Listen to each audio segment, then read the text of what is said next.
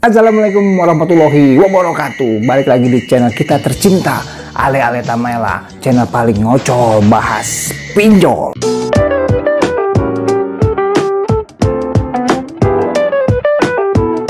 Terima kasih yang udah balik lagi di channel gua. Perkenalkan, gua Ale Tamaela. Bagi yang baru bergabung, semoga suka dengan channelnya karena channel ini akan membahas pinjol. Kali ini gua mau cerita tentang kunjungan gua kemarin ke Amarbank Tunaiku, ya, dalam rangka gua memediasikan sebuah perkara, ya, udah pasti perkara perkreditan lah, ya, pinjol gitu. Jadi gua akan cerita di video kali ini. Oke, jangan lupa didukung channel gua, di subscribe, ditekan loncengnya supaya dapat updatean dari gua, ya. Kalau ada yang mau ditanyakan silahkan komen, dan jangan lupa di share videonya. Oke, jadi beberapa waktu lalu gua ada mandat lah, diberikan kepercayaan atau kuasa. Singkat ceritanya, ya, dia ada tunggakan lah di Amarbank, bukan sekitar 8 bulan lah kurang lebih, ya. Jadi ini karena efek pandemi ini, yang bersangkutan ini, klien gua ini pengen tetap bayar, cuman dia minta untuk keringanan cicilan gitu loh, restrukturisasi, ya. Jadi gua coba memediasikan dalam artian sanggupnya dia kurang lebih 500.000 per bulan gitu. Jadi bisa nggak ya gitu. Nah, makanya waktu itu gua ke Amarbank itu, ke Tunaiku, untuk mencoba memediasikan keinginan beliau gitu. Ya, singkat ceritanya, ya, pasti gue ketemu sama kepala kolektor, ya. Gua di situ nggak bernegosiasi dengan DC, ya. Jadi gua harus langsung bertemu dengan bagian recovery atau kepala kolektor di sana gitu. Jadi gue mulai menanyakan perihal keinginan klien gua gitu. Nah, dari situ gue coba mulai bertanya, kan. Jadi klien gua ini ada sebenarnya udah cicil, ya. Sebelum minta tolong gua, dia udah cicil 500 gitu kan. Nah, jadi dia ini pengen tanya sebenarnya 500.000 itu yang dia cicil itu masuk nggak ya gitu, masuk ke dalam angsurannya, atau terhitung nggak di Amarbank atau di Tunaiku. Jadi klien gue ini pengen tanya angsuran yang dia angsur itu selama 8 bulan itu 500.000 itu masuk nggak. Nah, di sana gue pengen tahu nih dari pihak Amarbank seperti apa. Kalau emang nggak masuk, ya gue bisa komplain, ya, kemana uangnya gitu. Tapi gue tanya, ya, di sana, ya, gue berdasarkan data yang mereka punya juga, historisnya kan ada, ya, sejak dia cicilan itu yang 500.000 itu, ya. Jadi ternyata ada, ya. Jadi mengurangi sisa pokok utang dia gitu. Dia punya sekitar 16 juta lah, ya. Akhirnya kepotong sampai di angka 8 juta gitu. Nah, jadi ya, saran gua kalau emang pengen negosiasi, ya, sama apapun itu krediturnya, ya, walaupun lewat DC itu ada yang resmi, ada yang enggak, takutnya, ya. Makanya selalu konfirmasi ke CS-nya supaya enggak sia-sia lo angsurnya. Takutnya diangsur malah nggak masuk, malah masuk kantong si DC, kan. Itu banyak yang ceritanya kayak gitu. Jadi ternyata kalau yang di Tunaiku ini itu udah konfirmasi ke bagian, ya, recovery atau kepala kolektornya gitu. Jadi makanya tetap nego sama DC-nya, asal tetap konfirmasi, ya gitu, ya, jaga-jaga aja sebenarnya gitu. Nah, udah kayak gitu, terus gue tanya, ini bunganya gimana gitu kan selama ini. Jadi gini, oke, kalau dia menjelaskan itu Tunaiku itu memberikan bunga 150.000 per bulan, ya, dari keterlambatan. Pokoknya setiap keterlambatan dihitungnya tetap 150.000. Jadi gua pikir-pikir ini kalau 150.000 itu dibagi 30 hari ya dapatlah angka 5.000 ya.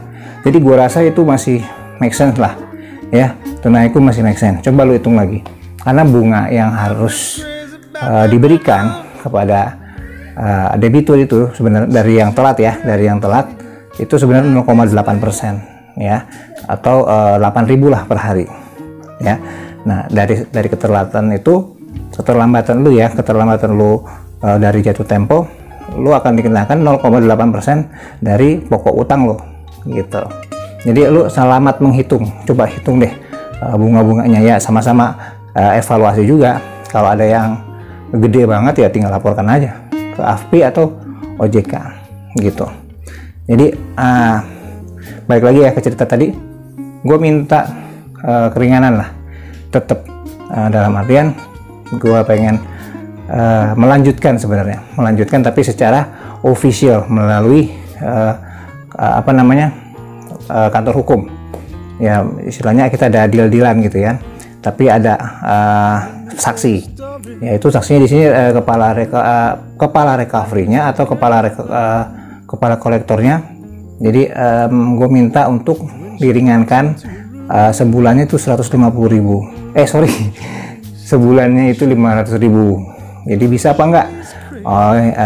Tapi dengan konsekuensi ya akan bunga jalan terus ya. Tapi gua rasa 150.000 itu udah paling fair lah ya. Tapi emang gue bilang sama klien gue ya, bunga ini harus tetap dihitung karena kan cicilannya sebenarnya nggak segitu. Cicilan tuh 1.400.000 lah pokoknya. Jadi kita minta dispensasi pembayaran cicilannya jadi 500.000 gitu. Dikasih nggak restrukturisasinya? Iya dikasih ya, dikasih sampai dengan utangnya lunas gitu. Jadi gua nilai ya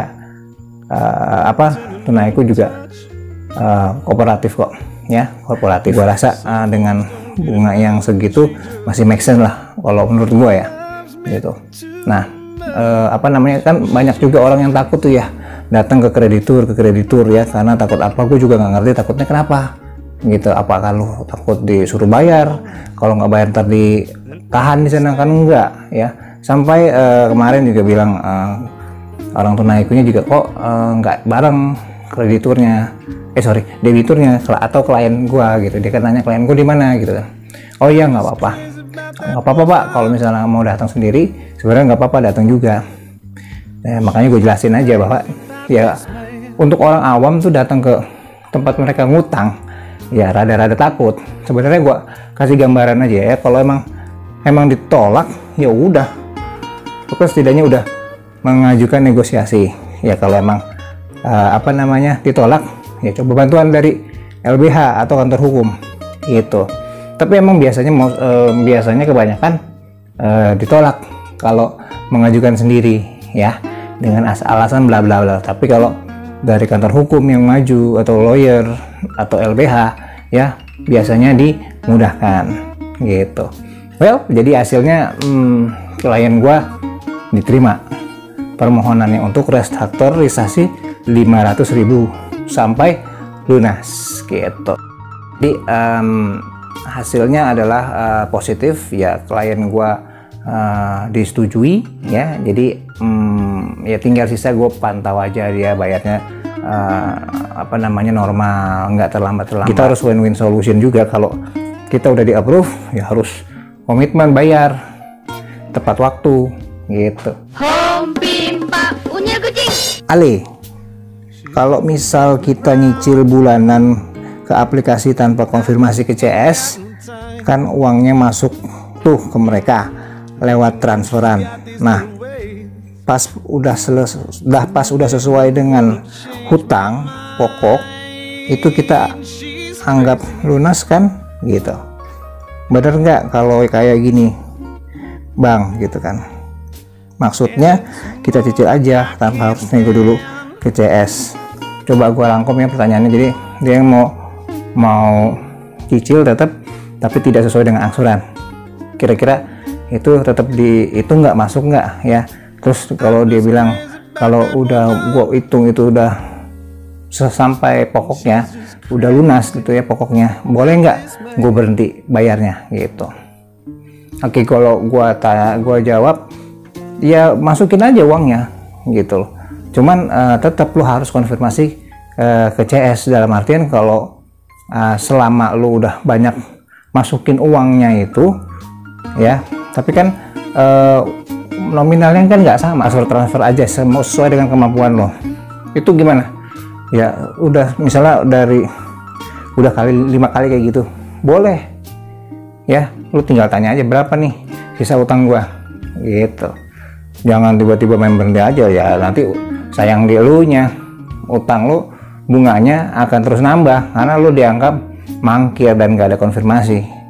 Makanya gini, kalau udah bayar semampunya nggak apa-apa walaupun nggak konfirmasi ya, itu duit tetap masuk, tetap dihitung sama mereka gitu. Cuman kalau misalnya kira-kira udah banyak nih lu melakukan hal itu, lu tanya aja suatu hari, suatu ketika, suatu masa, lu tanya, datanglah ke CS-nya, ke kreditur itu. Kalau emang hasilnya berapa, kalau memang memuaskan ya udah terserah lu, negosiasi aja mengenai bunganya ya, karena kan udah melewati pokok. Tapi kalau emang hasilnya pas lu lihat, kok gue udah transfer gini nggak ada duit gua gitu loh, nggak ada uang yang masuk, nah itu konfirmasi aja. Kalau emang nggak ada jawaban yang memuaskan buat lu, pakai kantor hukum atau LBH ya, biar enak lu masuknya juga ya gitu. Itu jawaban gua.